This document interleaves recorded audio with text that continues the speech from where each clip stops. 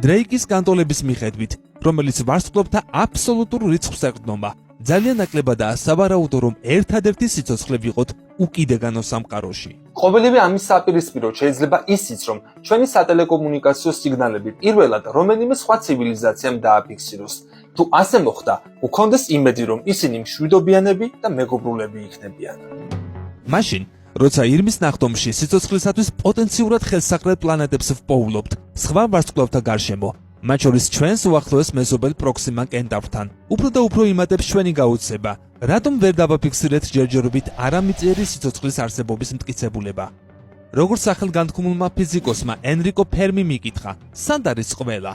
ამ მხრივ იმედი გაგვიცრუა მზის სისტემაში შემოჭრილმა პირველმა ვარსკვლავთშორისმა ობიექტმა, ასტეროიდმა სახელად ოუმუამუამ, რომლის წაგრძელებულმა ფორმამაც ზოგს აფიქრებინა, რომ შეიძლება ის რომელიმე არამიწიერი ცივილიზაციის კოსმოსური ხომალდი ყოფილიყო.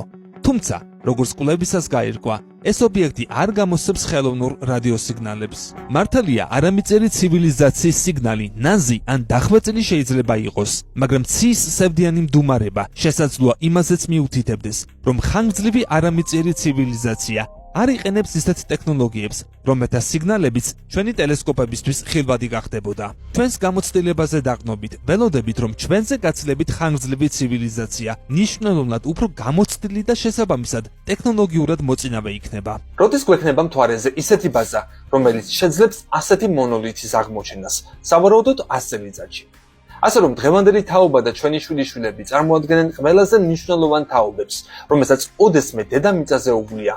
ჩვენ ვართ ის თაობა, რომელმაც უნდა გადაწყვიტოს, გადავართ ნულიდან პირველ ეტაპზე, თუ გავანადგურებთ საკუთარ თავებს, ქედმაღლობისა და ანპარტავნების გამო.